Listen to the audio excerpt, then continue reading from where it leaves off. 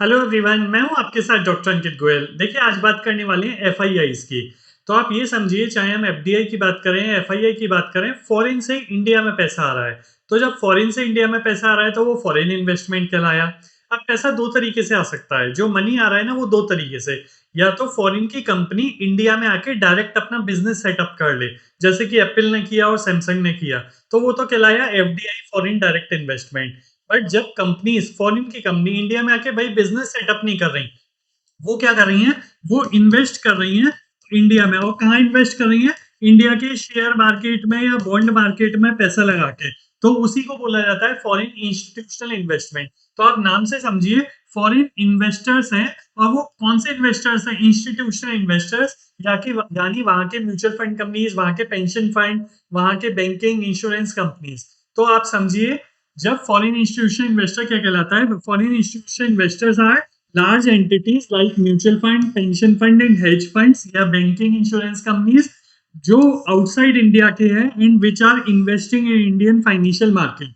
यानी कि इंडिया में पैसा लग रहा है, इंडिया के फाइनेंशियल मार्केट में पैसा लग रहा है, शेयर मार्केट में पैसा लग रहा है। और वो पैसा कहाँ से आ रहा है? फॉरेन से।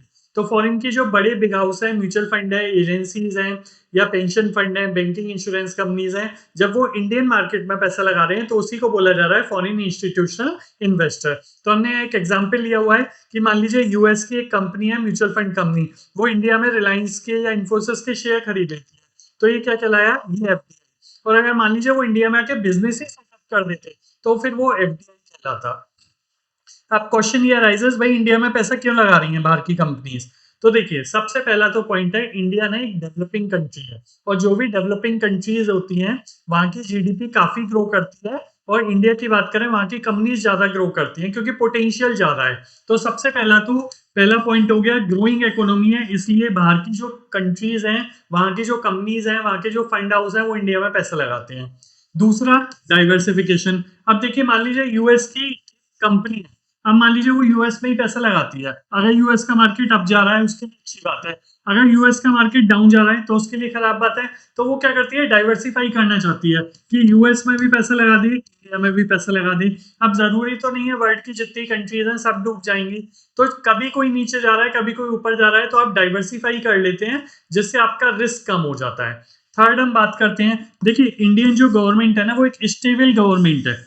और जहाँ स्टेबल गवर्नमेंट होती है ना, वहाँ कंट्रीज अच्छा डेवलप करती हैं। तो दैट इज द रीजन भी बाहर की कंपनीज के जो कंट्रीज हैं, वहाँ की जो कंपनीज हैं, वो इंडिया में पैसा लगाती हैं।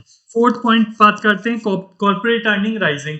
अब जैसे हमने बात की, इंडिया में अगर आप बड़ी बड़ी कंपनीज देखोगे, रिलायंस, टाटा, तो बहुत सारी कंपनीज है काफी अच्छा परफॉर्म कर रही हैं और अच्छा रिटर्न दे रही हैं। So that is the reason भी इंडिया में पैसा लगाया जा रहा है। इंडिया की जो डिफेंस कंपनीज है, वो काफी अच्छे रिटर्न दे रही हैं। तो जो कंट्रीज की कंपनीज हैं अलग अलग, वो इंडिया में देखती हैं कि कहाँ पे अपॉर्चुनिटी है और वहां पे इन्वेस्ट करती हैं।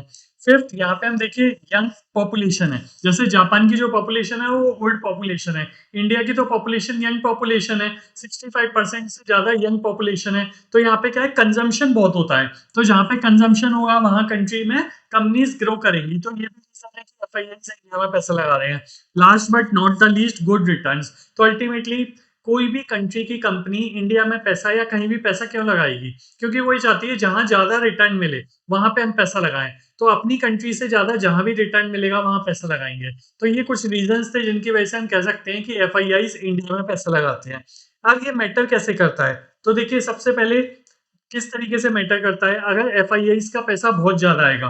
आप ये देखिए, जो एफआईआई का पैसा है वो इंडिया में बढ़ता जा रहा है स्टॉक मार्केट में। तो शेयर्स की डिमांड होगी, जब शेयर्स की डिमांड होगी तो प्राइस हाइक होंगे। तो हम जनरली देखते हैं, जब लार्ज इनफ्लो आता है, बहुत पैसा आता है, तो स्टॉक मार्केट बूस्ट करता है, मार्केट वैल्यूएशंस बढ़ते हैं और बुलिश सेंटिमेंट्स आते हैं। बुलिश सेंटिमेंट यानी कि मार्केट अप जाता है। वहीं अगर हम बात करें, आउटफ्लो कर लेते हैं, वो पैसा निकाल देते हैं, तो क्या होगा? तो वोलेटिलिटी आ जाती है, मार्केट डाउन होने लग जाता है। तो अगर हम 2025 की बात करें, फेब मार्च में हमने देखा था कि वोलेटिलिटी थी, बहुत पैसा निकाल लिया था एफआईआई ने इंडिया में। फिर जून जुलाई में वो वापस आ गए थे। तो उस हिसाब से भी मार्केट पे इम्पेक्ट पड़ता है। तो एग्जांपल हमने देखो लिया हुआ है, अगर नवंबर 2025 की बात करें ना, तो 58,000 करोड़, ये नवंबर नहीं है, फेब 2025 की बात है। फेब मार्च 2025 में करीबन एफआईआईज ने 58,000 करोड़ पैसा निकाल लिया था, जिसकी वजह से सेंसेक्स और निफ्टी स्लिप हो गए थे।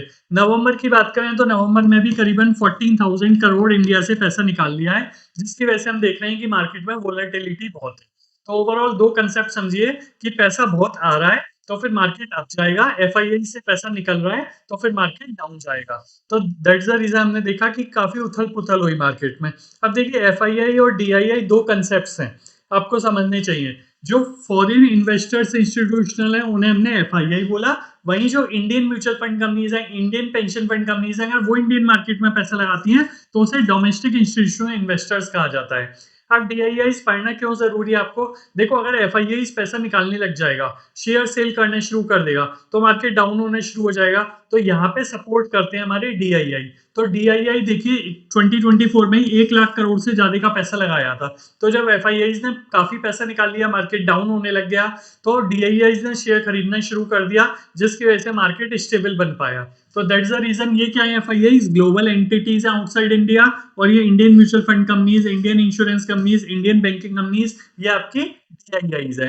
अब अच्छा बात करते हैं, ये जो म्यूचुअल फंड एजेंसीज हैं ये तो फॉरेन के हो गए, ये जो इन्फ्लुएंस होते हैं ये ग्लोबल इकोनॉमिक फैक्टर्स से होते हैं। अगर यूएस अपने रेट्स को कम कर दे, इंटरेस्ट रेट्स को, तो फिर यूएस वाले क्या करेंगे, जो वहां की कंपनीज है वो इंडिया में पैसा लगाने लग जाएंगी। अगर वो अपने रेट्स हाइक कर दें तो फिर वहीं पे पैसा लगाएंगे। इंडिया में बात करें तो इंडिया में ना ये इन्वेस्ट करते हैं कंसिस्टेंसी, तो हम देखते हैं कि एसआईपी हो रही है लोगों की, तो हर महीने पैसा आ रहा है, तो वो डीआईआईस के थ्रू पैसा आ रहा है, तो फिर वो लोग अपने म्यूचुअल फंड वाले पैसा लगाते हैं यहाँ पे।